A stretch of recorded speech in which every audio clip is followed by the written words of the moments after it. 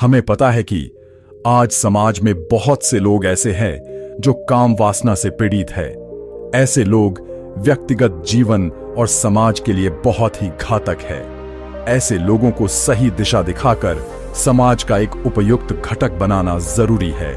आज हम इस अद्भुत बौद्ध कथा के माध्यम से काम वासना पर नियंत्रण कैसे प्राप्त किया जा सकता है, यह समझेंगे।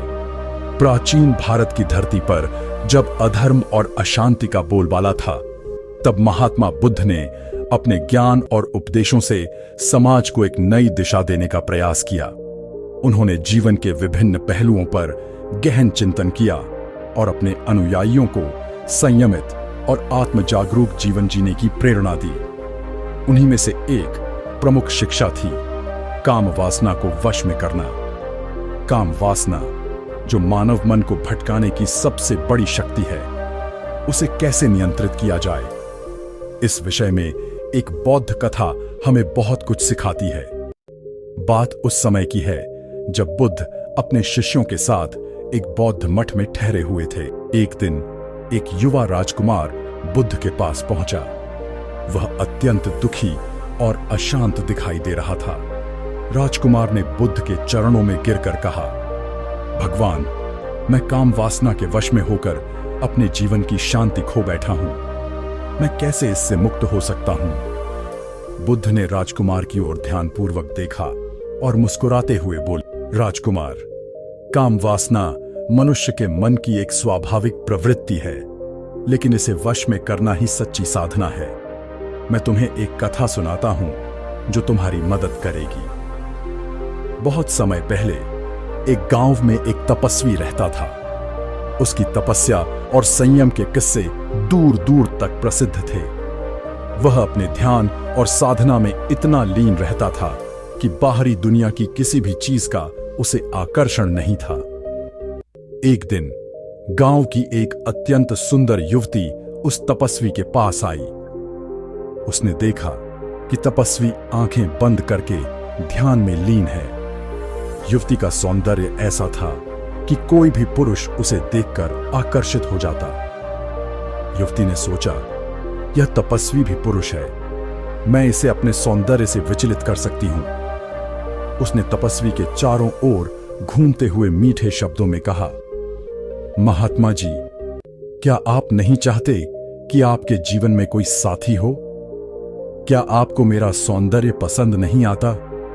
तपस्वी ने अपनी आंखें खोली और उसे देखा।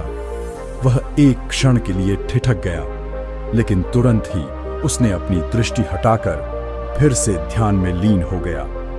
युवती ने यह देखा और उसकी हंसी छूट गई। उसने सोचा कि वह तपस्वी को और भी अधिक विचलित कर सकेगी, इसलिए उसने और अधिक आकर्षक तरीके से बातें करने का प्रयास किया।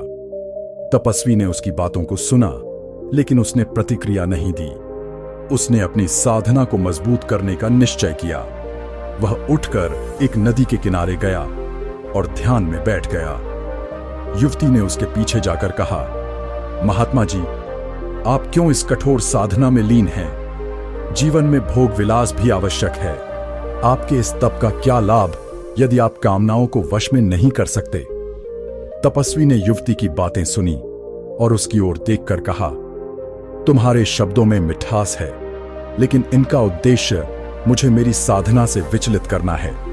तुम जानती हो कि काम वासना क्षणिक होती है, जबकि आत्मा की शांति शाश्वत है। मैं उस शाश्वत शांति की खोज में हूं। युवती उसकी बातों से आश्चर्यचकित हुई। उसने तपस्वी से कहा, आप कैसे इतनी दृढ़ता से काम वासना पर नियंत्रण पा सकते हैं? मुझे बताइए कि इसका रहस्य। महात्मा बुद्ध ने इस कथा के माध्यम से राजकुमार को समझाया कि काम वासना को नियंत्रित करने के लिए कई उपाय हैं। उन्होंने विस्तार से समझाया। 1. ध्यान और साधना का अभ्यास। बुद्ध ने कहा, ध्यान और साधना के माध्यम से मन को शांत किया जा सकता है। जब काम वासना का विचार उठे तो अपने श्वास पर ध्यान केंद्रित करो। अपने मन की गति को समझो और उसे नियंत्रित करो। श्वास का ध्यान हमें वर्तमान में रखता है और हमारे विचारों को स्थिर करता है। यह विधि हमें विचारों की शक्ति को समझने में मदद करती है और हमें उनसे अटूट नहीं होने देती। 2 विचारों का निरीक्षण। जब भी काम वासना का विचार उत्पन्न हो, बुद्ध ने कहा, उसे एक बाहरी दर्शक की तरह देखो। यह समझो कि यह एक अस्थायी विचार है। जैसे बादल आकर चले जाते हैं, वैसे ही विचार भी आते हैं और चले जाते हैं। यदि तुम इन विचारों को पकड़ने की कोशिश करोगे तो वे और अधिक शक्तिशाली हो जाएंगे। बस इन्हें बिना प्रतिक्रिया के देखो और जाने दो। 3. संगति का महत्व। बुद्ध ने कहा, संगति का भी काम वासना पर गहरा प्रभाव पड़ता है। यदि तुम ऐसे लोगों के साथ समय बिताओगे जो भोग विलास में लिप्त हैं, तो तुम्हारा मन भी उसी ओर आकर्षित होगा।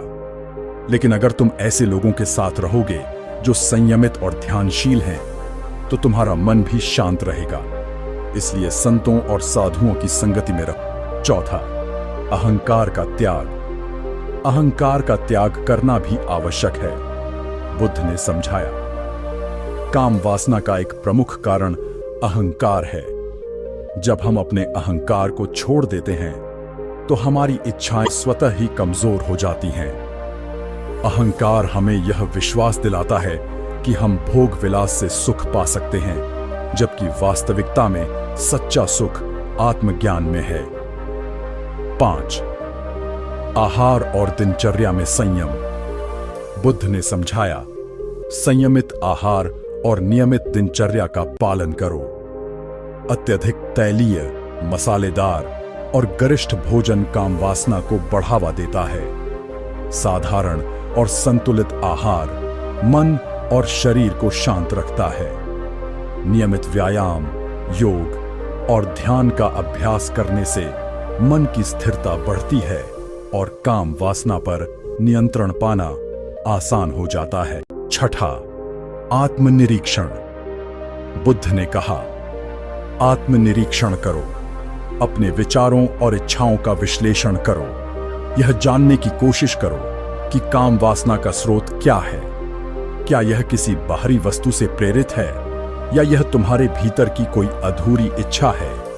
जब तुम इसका स्रोत जान लोगे तो इसे नियंत्रित करना आसान होगा। 7. सकारात्मक दृष्टिकोण। बुद्ध ने राजकुमार से कहा, सकारात्मक दृष्टिकोण अपनाओ। जब तुम्हारे मन में कोई कामुक विचार आए तो उसे किसी सकारात्मक कार्य में परिवर्तित करो। सेवा, करुणा और परोपकार की भावना को प्रबल बनाओ। जब तुम दूसरों की मदद करने में लीन हो जाओगे तो तुम्हारी इच्छाएं स्वतः ही शांत हो जाएंगी। महात्मा बुद्ध ने अपने उपदेश को समाप्त करते हुए कहा, काम वासना पर नियंत्रण पाना एक साधक के लिए कठिन हो सकता है, लेकिन यह असंभव नहीं है। इसके लिए निरंतर अभ्यास और आत्मसंयम की आवश्यकता होती है।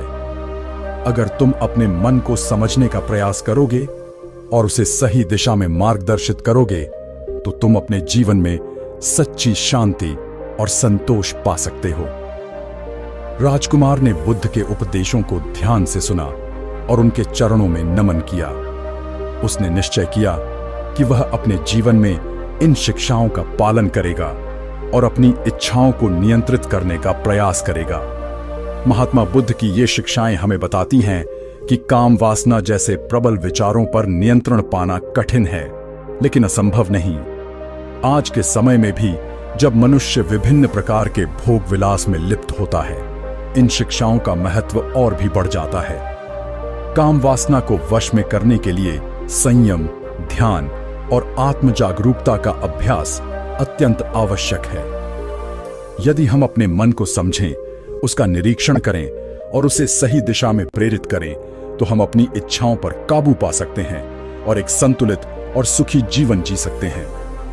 महात्मा बुद्ध की शिक्षा का यही सार है कि मनुष्य का मन यदि उसकी सबसे बड़ी चुनौती है तो उसकी सबसे बड़ी शक्ति भी है।